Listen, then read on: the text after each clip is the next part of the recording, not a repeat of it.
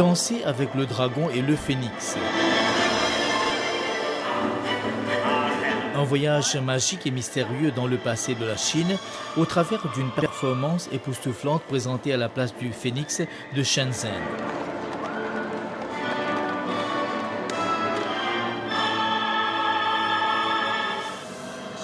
De la haute technologie mise à contribution à seule fin de faire revivre sur scène par artistes interposés la culture de la Chine millénaire. Danse folklorique traditionnelle, opéra, spectacle de magie et de lanterne, tout y est ou presque pour raconter 5000 ans d'histoire dans toute sa splendeur.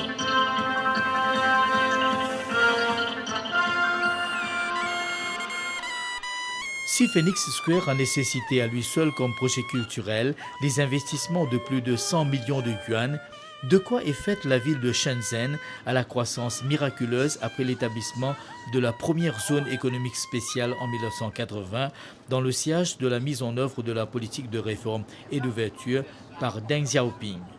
Élément de réponse, en tant que quatrième plus important port à conteneurs dans le monde, le centre de recherche high-tech et manufacturier qu'est Shenzhen a surclassé en 2006 toutes les mégapoles chinoises avec un volume d'importation et d'exportation s'élevant à 237 milliards de dollars américains.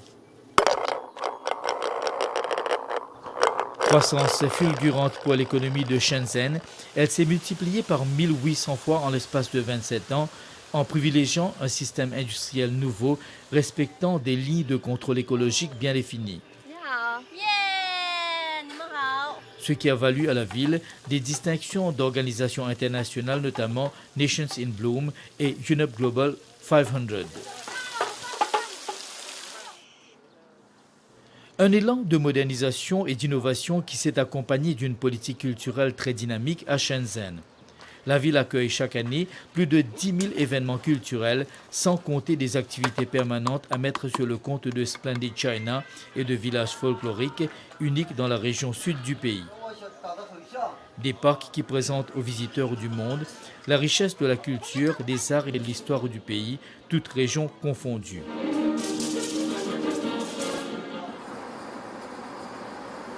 Shenzhen, une ville parmi bien d'autres dans ce vaste pays d'1,3 milliard d'habitants, a avoir emprunté la voie de la réussite économique. Rien n'aurait été possible sans conteste, sans la réforme du système économique à laquelle est liée celle du système culturel. Tout est parti d'ici, de Beijing, cœur politique et culturel du pays. Nous sommes en 1949, le 1er octobre, quand Mao Zedong proclame la fondation de la République populaire de Chine à la place Tiananmen. Vaste espace témoin de l'histoire politique du pays, agrandi dans les années 50 pour atteindre 400 000 mètres carrés. Difficile de passer inaperçu le monument aux héros du peuple. Beijing, ville symbole d'une civilisation de 5000 ans et qui n'a cessé de connaître elle aussi un développement vertigineux. C'est en 1421 que l'empereur Yongle lui donna officiellement son statut de capitale des Ming. Un passé ancré profondément dans l'imaginaire du peuple, incarné de belle manière par l'incontournable édifice qui attire tous les regards de la place Tiananmen, le palais impérial ou la cité interdite. Véritable merveille architecturale, cet ensemble de pavillons, lieu de résidence des 24 empereurs Ming et Qing de l'Empire céleste. Il y a là 980 bâtiments, d'interminables corridors, des murs de plus de 9 mètres de haut, édifices religieux qui ne passent pas inaperçus, le Temple du ciel. Les travaux de construction du palais débutèrent en 1406.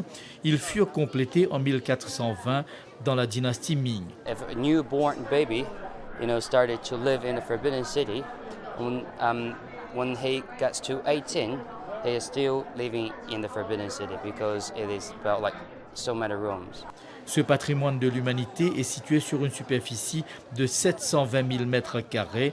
Il a fallu 1 million de travailleurs et 100 000 artisans pour mener à bien ce projet qui fait courir à longueur d'année des foules de touristes. Tout un alignement de toitures dorées de temples sur fond de parcs verdoyants et de jardins impériaux, porteuse d'une poésie certaine, visible dans chaque pierre de taille, chaque motif sculpté aux couleurs abondantes, chaque pont arqué en demi-lune. Beijing, capitale de toutes les surprises. En sortant du palais impérial, pas difficile de retrouver la foule des grands jours. La rue piétonnière Wang Fujing caractérise pleinement l'ampleur de l'activité économique du pays. La course folle vers les grandes surfaces est une réalité quotidienne. Chaque jour qui se lève semble une occasion festive, tant pour le Chinois que pour l'étranger.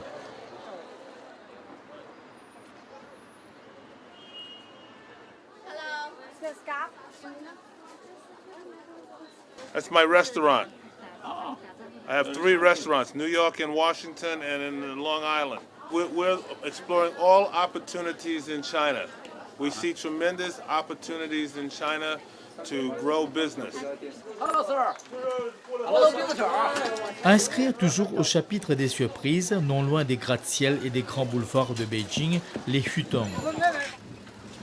Des ruelles étroites où l'on a l'impression que le temps s'est figé afin de ne pas laisser disparaître les traces de l'ancienne Beijing. Une promenade dans les Hutong permet de découvrir d'étranges ruelles et des maisons à cours carrés datant de la dynastie des Ming. Des habitants qui vivent en communauté, insouciants du rythme de vie effréné de la mégapole de 14 millions d'habitants. Nous sommes ici chez la famille Zhang, aux coutumes traditionnelles. What's special about this family? Because this family is the original culture in Beijing, the 400 years. Okay. 你好，你好，你好。Hello. 时间一直追。 Découvrir les Hutong, c'est aussi aller à la rencontre d'une vie exceptionnelle qui s'organise autour du lac Huhai.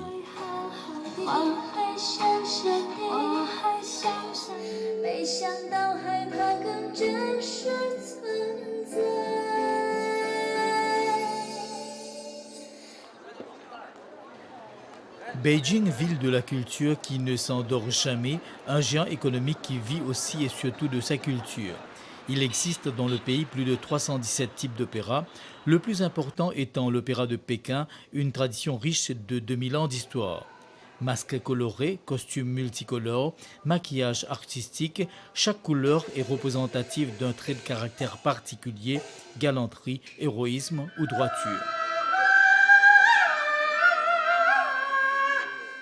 L'opéra de Pékin, affirme-t-on, demeure un art populaire, un genre théâtral capable de juxtaposer plusieurs formes d'art pour les exprimer ensuite au travers de gracieux mouvements. Vaste territoire que celui de la Chine, 9,6 millions de kilomètres carrés de terre, 3 millions de kilomètres carrés de mer.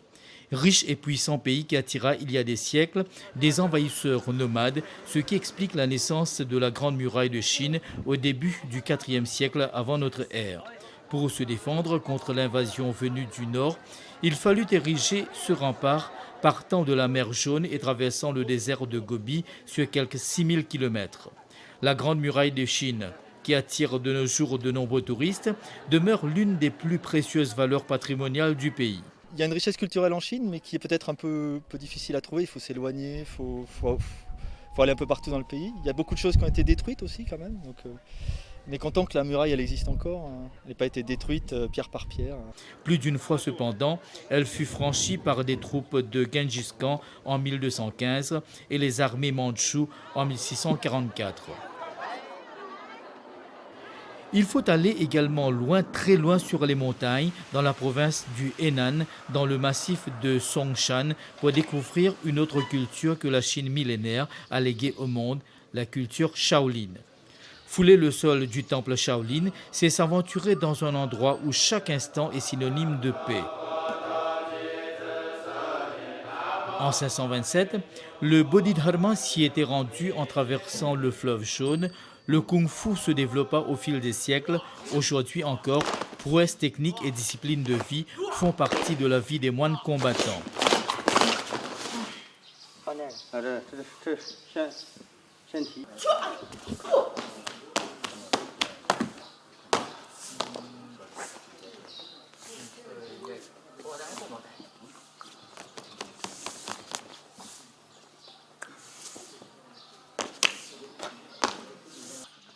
Passé les heures d'exercice, le silence reprend ses droits au temple des Bouddhas en contemplation sur la montagne Song. C'est un parfum profond qui flotte dans l'air, celui du bouddhisme, du confucianisme, du taoïsme.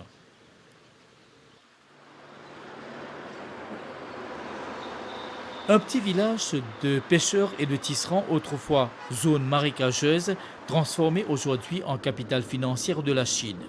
C'est l'histoire de Shanghai, où se réunirent en 1921 des groupes de marxistes chinois pour fonder le Parti communiste chinois.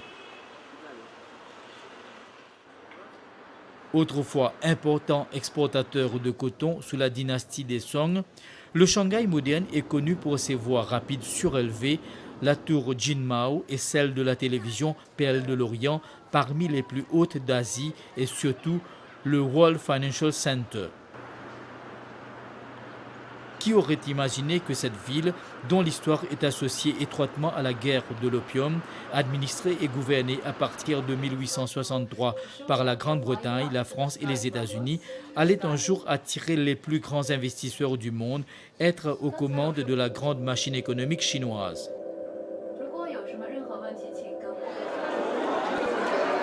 Depuis 1990, il existe une zone économique spéciale à Pudong. On est loin du 19e siècle, lorsque Shanghai n'avait que sa soie, sa porcelaine et son thé à offrir à l'étranger en échange d'or. At the moment, it is highest observatory at the world. And what's the height? The observatory is 474 meters, and the building itself is 492 meters. Des faits historiques qui se dévoilent dans toute leur richesse au musée d'histoire situé au sous-sol de la tour de télévision Perle de l'Orient. Lieu culturel qui témoigne du long parcours de Shanghai, ancienne concession française. I think this is a very interesting exhibition because it shows you at different times how Shanghai has been developed and has now come to a very modern, vibrant city. Aujourd'hui encore, les traces du colonialisme européen sont visibles dans certains quartiers de la ville, tout comme la splendeur de l'architecture ancienne qui n'a aucune difficulté à côtoyer les gratte-ciel aux formes les plus futuristes.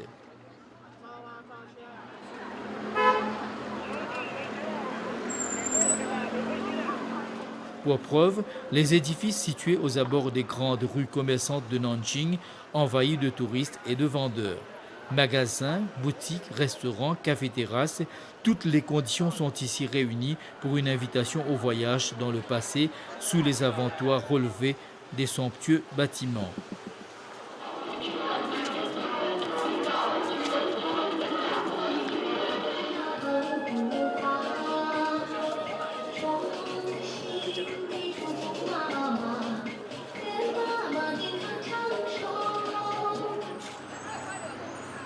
Des merveilles que le monde entier sera en mesure de mieux découvrir lors de l'exposition mondiale de 2010 à Shanghai.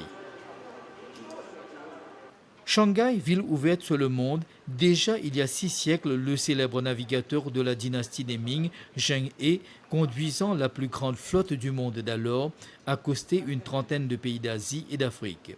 Il a porté du thé, de la céramique, de la soie et des technologies de production. Aujourd'hui, la Chine a bien d'autres choses à partager avec le monde, notamment ce qu'elle a acquis en matière d'éducation tertiaire. À Shanghai, ils sont de plus en plus nombreux, les jeunes Mauriciens, à poursuivre leurs études. Une trentaine d'étudiants en 2009 dans les universités shanghaïennes, parmi eux, ce groupe ayant choisi la médecine comme filière. Nombre croissant attribuable à l'ouverture de ce pays et les bourses d'études offertes à Maurice. La langue chinoise n'est plus une barrière, ni pour l'étudiant mauricien, ni pour ceux qui viennent d'autres régions du monde. 其实韩语学的是可以说是比较难，但是 Et peut-être au début, ici, c'est difficile, parce qu'avant de venir ici, nous ne connaissons aucun chinois, aucun caractère chinois et tout ça. Mais après, au fur et à mesure qu'on apprend, il vient bien facile, et que, surtout quand nous sommes dans l'environnement ici, là, c'est plus facile pour apprendre et plus facile à maîtriser aussi. Au commencement, la plupart des étudiants préfèrent Beijing et Shanghai, mais récemment, nous avons remarqué vu qu'il y a une place dans la Chine bien développée, à cela, il y a beaucoup d'étudiants qui ont une place comme Wuhan, Hangzhou, aussi, et même dans Guangzhou, il y a de plus en plus d'étudiants. Every year, the scholarships keep on increasing. Like last year, I think there were about almost 90 Zambian students who came here.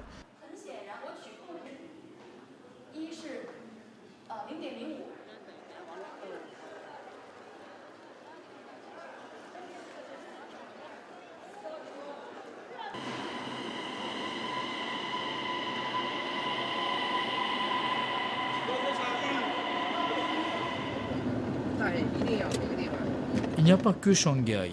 D'autres grandes villes chinoises, parmi elles, celle de Guangzhou, dans la province de Guangdong, accueillent des étudiants mauriciens depuis des années.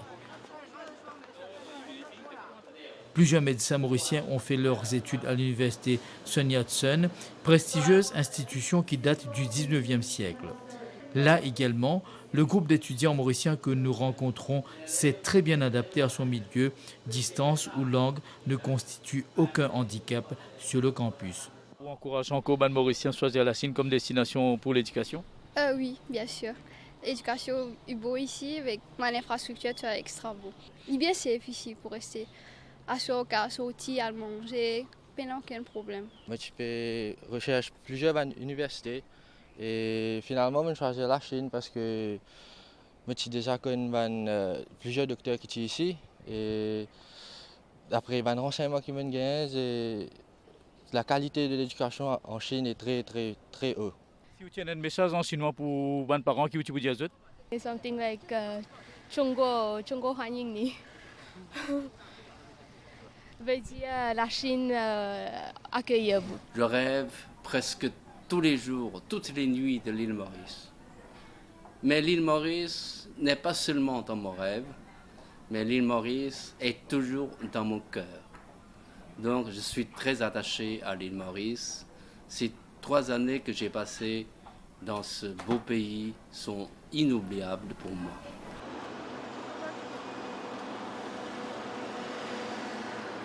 Guangzhou, une région qui a connu un développement accéléré.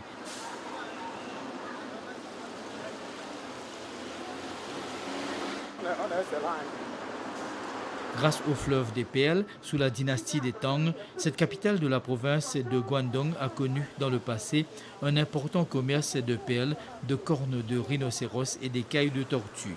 C'est ici que débutèrent les 2 guerres d'opium. Aujourd'hui, c'est une ville modèle.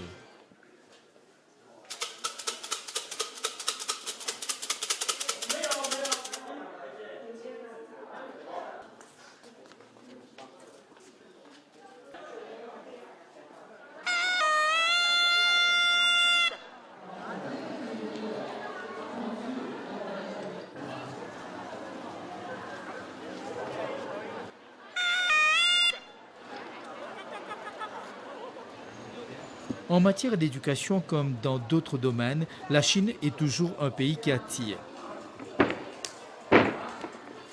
L'école sportive de Beijing, tel un temple de la discipline et de l'effort, accueille de nombreux étudiants étrangers parallèlement à la formation de futurs athlètes.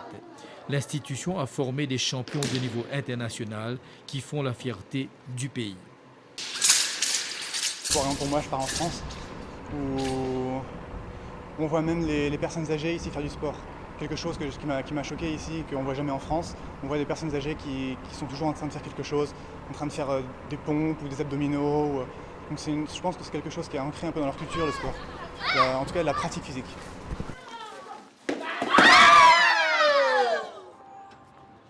Source de fierté nationale aussi et surtout les infrastructures sportives gigantesques qui ont accueilli dans un récent passé les Jeux olympiques de Beijing. Ce que le monde entier connaît comme le nid d'oiseau ou le Water Cube s'est transformé en lieu touristique majeur pour le pays, lieu d'émerveillement et d'animation incontournable à Beijing.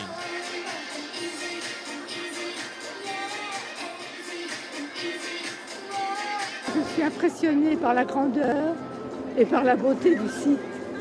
Je trouve que c'est une très très belle réalisation. Dans les grandes villes comme en milieux ruraux, chaque aspect du quotidien des habitants a un cachet particulier. Aller à la rencontre de ces derniers équivaut quelque peu à ouvrir un livre d'histoire racontant le passé d'un peuple dont les premiers ancêtres ont foulé le sol du pays il y a 1,7 million d'années. Chaque province a son village historique pour raconter son lointain passé sous forme de musée d'ethnographie ou de culture vivante.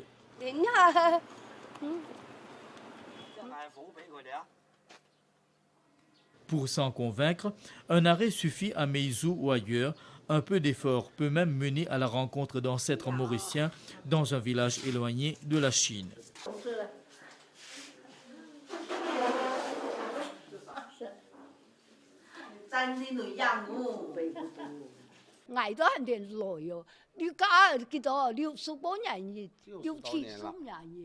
About 60 years ago, her sister got married in Mauritius with the Mauritius Chinese. Étonnante Meizhou, région aux ressources naturelles abondantes, aux activités agricoles florissantes.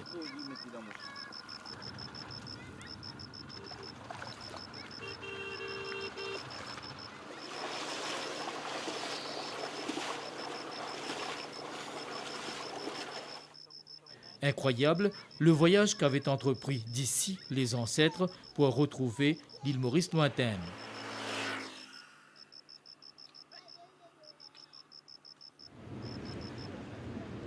D'une région à l'autre, le territoire chinois en est un de grands espaces verdoyants, de cours d'eau innombrables, de lacs et de jardins aux reflets et aux couleurs féeriques.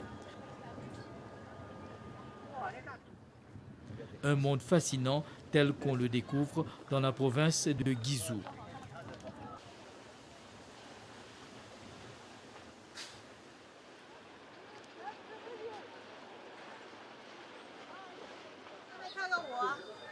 La République populaire de Chine, tout compte fait, n'est pas sans refléter l'image d'un immense jardin. Une histoire d'aménagement riche de plus de 4 millénaires et qui devait atteindre son âge d'or durant les dynasties des Ming et des Qing. You can see the 3 pagodas over there. This area is called 3 pagodas mirroring the moon. These 3 pagodas was built about 1,000 years ago to mark the deepest place of the lake. À couper le souffle, les chutes de Huangguoshu à 90 km de Guyane. Les eaux se précipitent d'une hauteur de 74 mètres.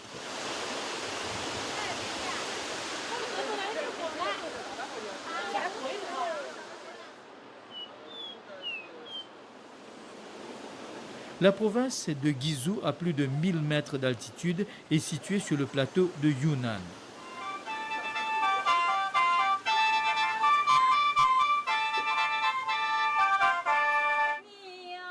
Guizhou, riche province, mais indéniablement cette richesse appartient avant tout à la diversité ethnique de ses habitants.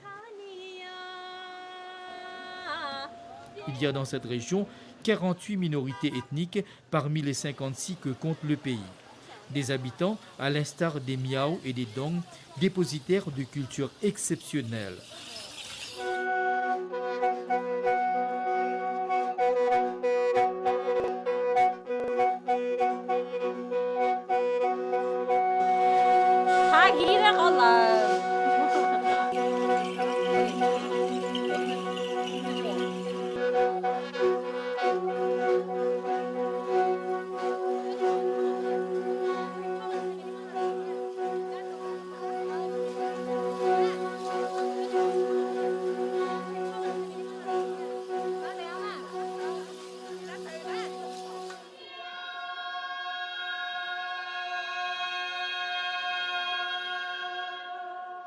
La République populaire de Chine, force tranquille qui s'identifie à un géant économique en puissance.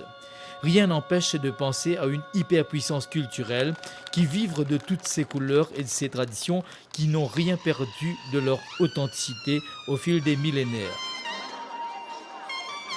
Une histoire faite de dynamique sociale et qui tient ses sources d'un passé qui a encore bien des choses à révéler au monde extérieur.